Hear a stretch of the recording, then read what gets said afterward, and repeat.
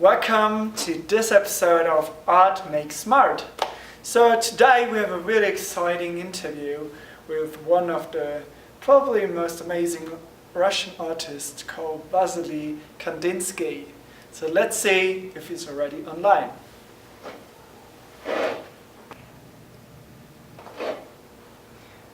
All right. So hello Wassily, thank you for being here with us today. Oh no, thank you for inviting me to this fabulous program. So let's just try and start from the beginning on. So Okay. when were you born actually? Well, I was born in 1866 on Moscow, Russia, the 4th of December. All right, that's quite a long time ago. And so just tell us, what did you study? You did so amazing work. So did you study art? Oh, well, in 1886, I started studying laws and I had a doctorate in Master of Economics. Later on, I decided that I wanted to be a super artist. So please tell us, what did you do afterwards? Well, because in Moscow I couldn't express myself. I moved in 1896 to Munich and I studied 2 years of art school in the school of Aston Asbe, where I met my dear friend Alex Yalensky, which will influence me in my later career. Yeah, well, I remember that Jablansky was part of your career and helped you a lot also, and had also very good paintings on its own. But I also know that you left the school for another one, right? Yeah, I went to the art academic of Franz von Stuch, where they could teach me about some insights in the painting and would help me recreate or create my own style. Afterwards, your career really started, right? You joined an artist group. Which was it? Which was it again? Yeah, well, I joined an artist group named the Phalanx. Oh yeah, true. And in this time also your piece of art, the Blue Rider, was made by you. Yeah, exactly. If you have read about me, you would know that the Blue Rider was made on 1903. So let's have a closer look at this one. Of course, let's show it. Why this art piece was also important is because later on a whole period was called also the Blue Rider after this art piece. And in this time, as we will learn later, many important artworks were created. Additionally, we can see how the style of Kandinsky changed dramatically from this first, let's say, impressionistic paintings to really different one, as we will see later. So back to you, Wassily. 1908 was kind of an important year for you, wasn't it? Well, yeah, it was very important because I moved to the city of Murnau, the beautiful city of Murnau, where I work with Jolensky and Beretkin, whom helped me develop my own artistic style. Already in 1908, we can see this change actually. Here we see the painting Blue Mountain, that is oil on canvas. It shows on the bottom 4 riders, and on the sides, left and right, big trees that make kind of a circle. And in the middle, we can see in the background a mountain with a sunset probably. Here we see in the style that it already changed to more stronger colors and use of more dots as brush strokes. Also,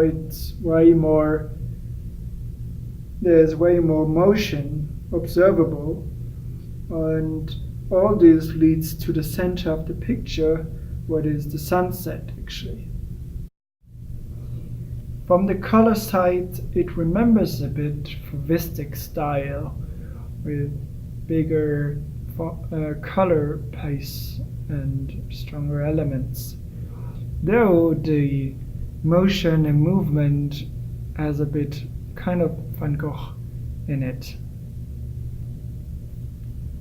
And afterwards, you went for some travels to get more inspiration, right? Yeah, that's right. I went traveling with one of my student, Mariel Munta, which we had.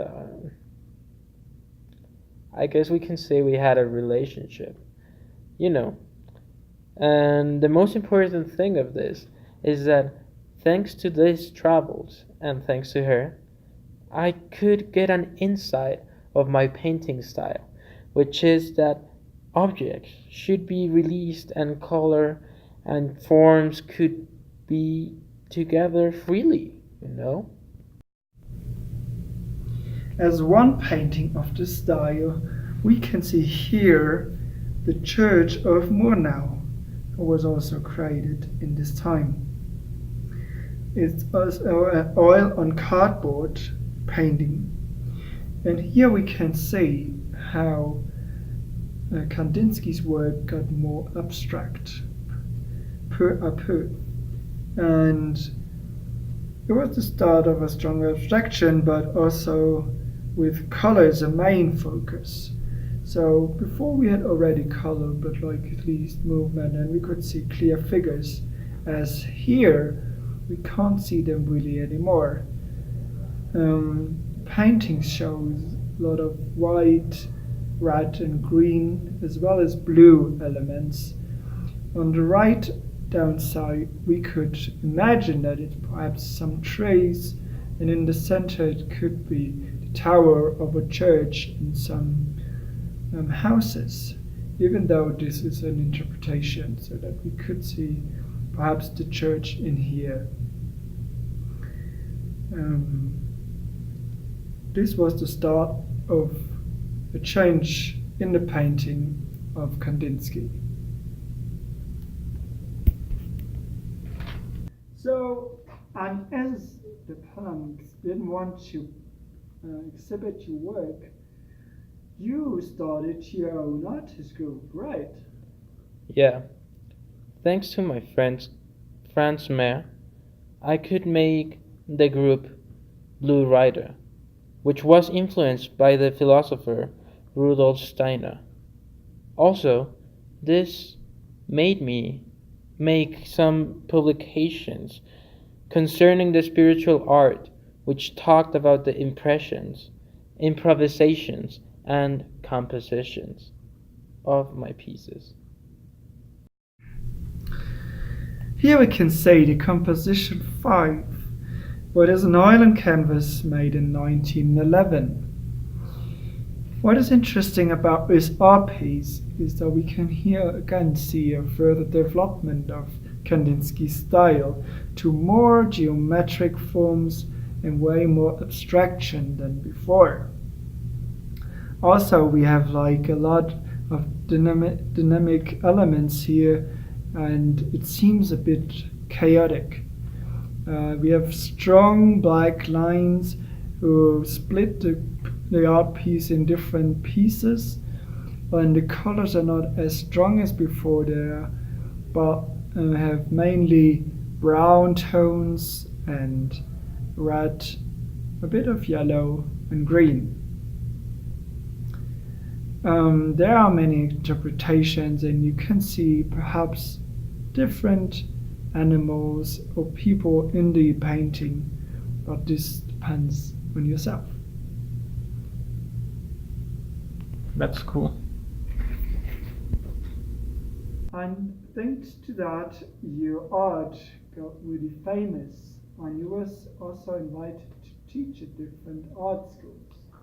Yeah, that's right. In 1914, I started teaching at the School of Art in Moscow. Later on, in 1926, I teach at the famous and privileged School of Art as Bauhaus, as a professor also. Oh, yeah, that was a pity. But then in 1944, I read here you died. But wait, how can you be then here?